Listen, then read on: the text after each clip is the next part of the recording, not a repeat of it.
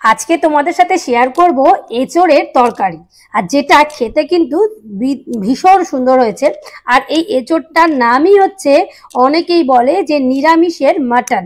তো নিরামিষের মাটন বলতে এঁচোড়কে বোঝায়, কারণ এঁচোড় ভালোভাবে যদি রান্না করা যায় তাহলে মাটনকেও হার মানাবে।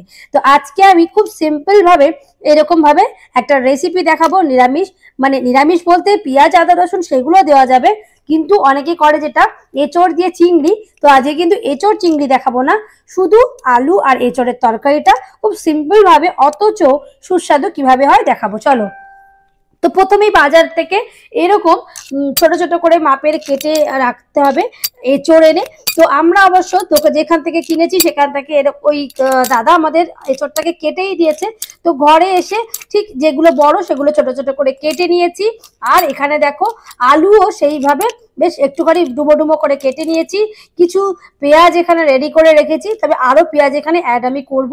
তো দেখো এখানে আরো একটু পেঁয়াজ কিন্তু আমি অ্যাড করে নিয়েছি, মোটামুটি কুচু করে এক বাটি পেঁয়াজ কুচি। আর এখানে নিয়ে নিয়েছি আদা রসুন, আর নিয়েছি হলুদের মানে কাঁচা হলুদ টুকরো করে রাখা। তো এখানে দেখো আলুটা আমি ধুয়ে রেখেছি আর এগুলো। আর এখানে আমি এঁচোড়টাকে প্রথমেই ভালো জল দিয়ে নুন আর হলুদ দিয়ে অনেকক্ষণ ধরে বেশ ফুটিয়ে সেদ্ধ করলাম, মানে এর যে একটা আঠালো বা যে কষ থাকে সেই কষটা যাতে চলে যেতে পারে এবং এটা ভালোভাবে সেদ্ধ হয়ে যেতে পারে। এদিকে ওই যে আদা রসুন আর হলুদ কাঁচা হলুদ যেটা আমি রেখেছিলাম সেটা ভালো করে পেস্ট করে দিয়েছি।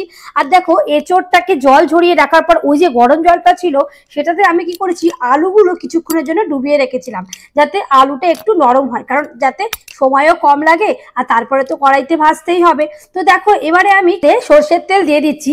আর এই রান্নাটা পুরোটাই কিন্তু আমি করব সর্ষের তেলে। যে কোনো রান্নায় যদি সর্ষের তেলে রান্না করা যায় তাহলে তার টেস্ট কিন্তু ভীষণ ভালো এবং গুণাগুণও ভালো। তো দেখো আমি এখানে প্রথমেই একটুখানি জিরে আর একটা শুকনো লঙ্কা দিয়ে দিয়েছি। তো এইটা তোমরা দিয়ে দেওয়ার পরে এর মধ্যে আমি দিয়ে দেবো ওই যে আলুগুলো আমি গরম জলটার মধ্যে কিছুক্ষণের জন্য ভিজতে দিয়েছিলাম, সেটা জল ছেঁকে নেওয়ার পর আমি আলুগুলো এইভাবে কিন্তু দিয়ে দিচ্ছি। তো আলুগুলো বেশ ভালো করে কিন্তু গোল্ডেন ব্রাউন করে একটু ভেজে নিতে হবে, কারণ আলু কিন্তু আমি অলরেডি আগে কোনো সেদ্ধ করিনি, শুধু জাস্ট অলরেডি কিন্তু আমি এখানে ভিজিয়ে রেখেছিলাম ওই কুসুম গরম জলটার মধ্যে। জলটা তো ফেলেই দিতাম, তো তার আগে আমি ডুবিয়ে রেখেছিলাম। তো দেখো এখানে কিন্তু আলুগুলো দিয়ে দিয়েছি। আর আলুটার ভালো সুন্দর একটা কালার দেওয়ার জন্য এখানে আমি দেব হলুদ গুঁড়ো আর একটু নুন। তো হলুদ দেওয়ার পর আলুর কালার কিন্তু অটোমেটিকলি চেঞ্জ হয়ে যায়, খুব সুন্দর লাগে দেখতে আলুটা। তো এখানে দেখতে পাচ্ছ নুন আমি দিয়ে দিলাম। আর এখানে দিয়ে দেব, দেখো নুনটা আমি দিয়ে দিলাম। আর এখানে আমি এখন দেব হলুদ গুঁড়ো। তো হলুদ গুঁড়োটা আমি প্রথমে অল্প করেই দিচ্ছি, কারণ ওই যে এঁচোড়টা সেদ্ধ করেছিলাম তার মধ্যেও কিন্তু নুন আর হলুদ গুঁড়ো দিয়েই সেদ্ধটা করেছিলাম। তো তার মধ্যেও কিন্তু অলরেডি এঁচোড়গুলোর মধ্যে নুন দেওয়াও রয়েছে আর হলুদটাও কালার আছে, সেটা তোমাদের পরেই দেখাচ্ছি। তো সেই জন্য এখন আমি অল্প করেই হলুদ দিলাম। তারপর যখন আবারও রান্নাটা হবে তখন আমি আবারও নুন চিনি যা যা আরো মশলাপাতি লাগে সেগুলো আমি একে একে আবারও দেবো। তো চলো দেখো মোটামুটি আলুগুলো কিন্তু ভাজা ভাজা হচ্ছে। তো এই সময় এখন আমি করে নেব কি, দেখতে পাচ্ছ আলুগুলো কিন্তু এখানে অলরেডি ভাজা হচ্ছে। এইবার এই যখন আমরা রান্নাটা করব তখন কিন্তু আঁচটা একটু মিডিয়াম রাখবো। তো এইবারে আমি বুদ্ধি করে টাইমটা কমানোর জন্য আমি কি করেছি, বড় এই যে কড়াইটার মধ্যে আমি ওই আলুগুলোর সাথে এঁচোড়গুলোকেও জল ঝরিয়ে রাখার পর আমি একটু হালকা ভেজে নেব। তো হালকা এঁচোড়টা ভেজে নিলে এঁচোড়ের স্বাদটা কিন্তু অনেকটাই বেড়ে যায়। অনেকে কি করে সেদ্ধ এঁচোড়টাকেই একদম ডাইরেক্ট তরকারির মধ্যে দিয়ে দেয়, আমি কিন্তু সেটা করব না। আমি এই আলুর সাথে সাথে এঁচোড়টাকেও একটু উল্টে পাল্টে হালকা করে একটু ভেজে নেব যাতে এর সেদ্ধর ব্যাপারটা চলে যায়। আর এরকম একটা কড়াইয়ের মধ্যে আমি আলাদা করে মশলাটাকে কষিয়ে নেব, যাতে তাহলে দুই দিক দিয়েই আমার এটা হতে থাকবে। তো দেখো এই কড়াইটা কিন্তু অনেক দিনের, তোমরা হয়তো ভাবতে পারো যে এটা কালো রঙের কেন, কিন্তু এইটা হচ্ছে অনেক দিনের কালো রঙের এই কড়াইতে আমি যা রান্না করি তার টেস্ট কিন্তু মারাত্মক হয়। তো দেখতে পাচ্ছ এই কড়াইতে কিন্তু আমি দিয়ে দিয়েছি, এটা কালোই কড়াই। তো এই কড়াইটার মধ্যে আমি দিয়ে দিয়েছি মানে কেটে রাখা পেঁয়াজ কুচিগুলো। তো এইটা তোমরা অনেকে হয়তো করো যে পেঁয়াজটাকে মানে গ্রাইন্ডারে পিষে বা মানে এটাকে একদম পেস্ট করে সেটা দিয়েও তোমরা গ্রেভিটা তৈরি করতে পারো। কিন্তু আমি যেটা করব আজকে, আমি গ্রাইন্ডারে আজকে আর মানে পেঁয়াজটাকে পেস্ট করিনি, আমি পুরো পেঁয়াজটাই যেটা রান্না করব পুরোটাই এইরকম কুচি কুচি করে কেটে নিয়ে ভেজে রান্না করব। তাতে কিন্তু এর টেস্টটা আরো বেশি বেড়ে যাবে, কারণ পেঁয়াজটাকে যখনই গোল্ডেন ব্রাউন করে ভাজা হবে তখন তার একটা আলাদা স্বাদ আসে, যেটা আমরা বিরিয়ানির মধ্যেও দেখে থাকি যে আলাদা করে ওপরে পেঁয়াজ ভাজা বা বেরেস্তা দেয়া হচ্ছে। তো এতেও কিন্তু আমি পেঁয়াজটাকে ভাজা করে তারপরে মোটামুটি যখন একটু ভাজা ভাজা হচ্ছে তারপরে আমি এখানে হলুদ, নুন, জিরে গুঁড়ো সব একে একে করে দেব। আর ওই যে পেস্টটা তৈরি করেছিলাম আদা রসুন আর মানে কাঁচা যে হলুদ ছিল আমার কাছে, তো সেইটাও আমি বেটে নিয়েছিলাম। তার সাথে লঙ্কা তোমরা এই মুহূর্তে পেস্ট করেও দিতে পারো, বা তোমরা আলাদা করে যারা গুঁড়ো লঙ্কার রান্না খেতে চাও তারা তোমরা লাস্টে গুঁড়ো লঙ্কা মেশাতে পারো। তো আমার যেহেতু বাড়িতে বাচ্চা আছে তো আমি সেই জন্য প্রথমেই অনেকটা লঙ্কা এখনই দিয়ে দিচ্ছি না, পরে পরিমাণ মতো আমি অল্প করে দেব, এবং বাচ্চাটা তুলে রাখার পর আমি আবারও বড়দের যেরকম ঝাল ঝাল তরকারি করে সেভাবে করব।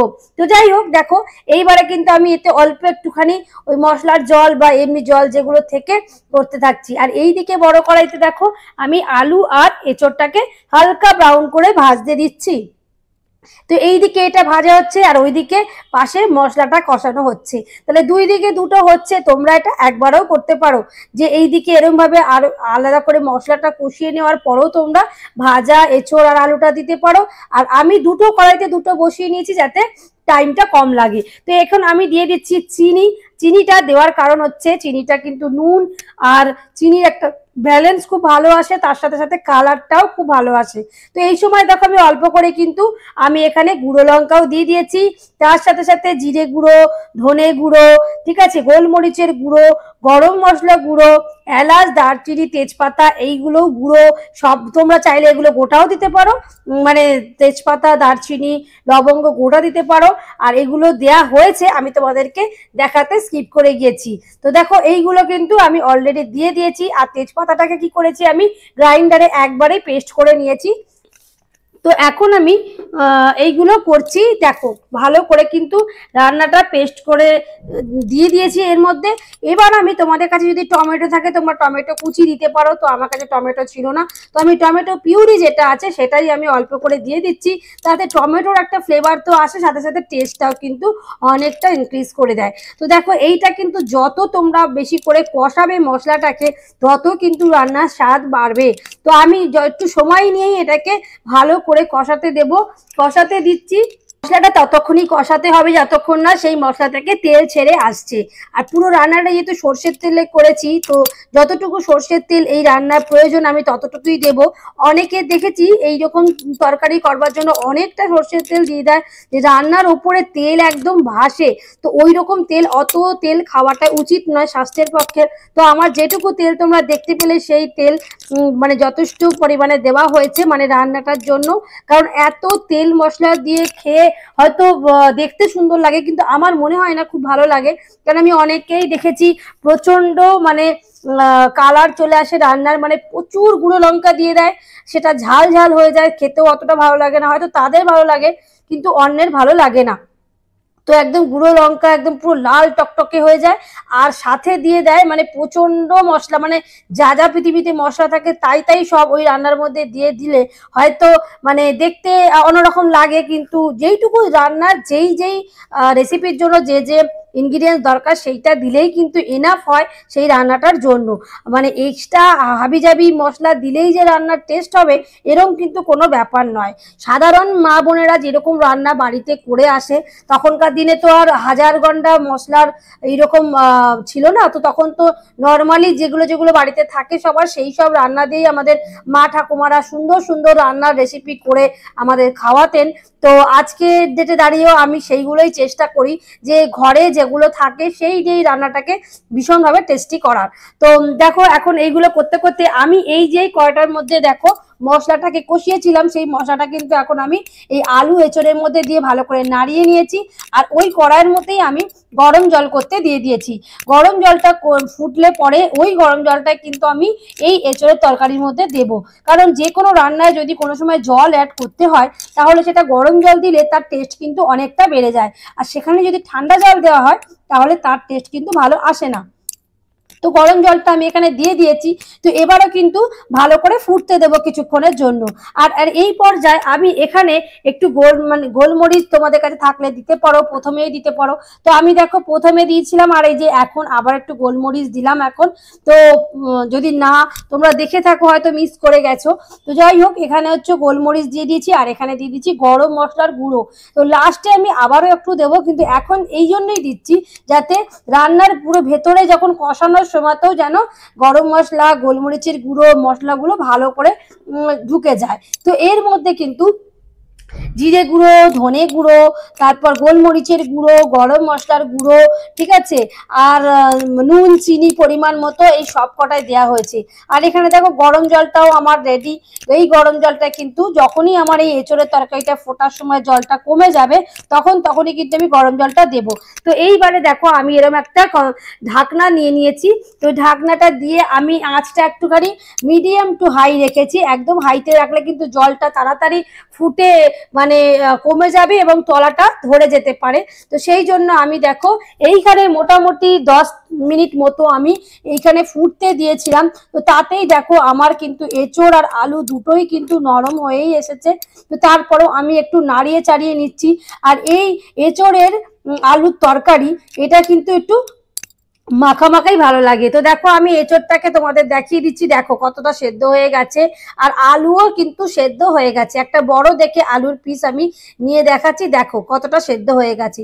তো এরপরে কিন্তু আরো একটু নাড়িয়ে চাড়িয়ে জলটাকে তোমাদের একটু দেখে নিতে হবে কে তোমরা কিরকম ঝোল ঝোল খাবে নাকি কষানো খাবে। তো সেটা তোমরা দেখে নিও তোমাদের আন্দাজ মতো। তো এই এঁচড়ের তরকারিটা একদম পুরো মাংসের মতো লাগছে কিনা দেখে বলো তো।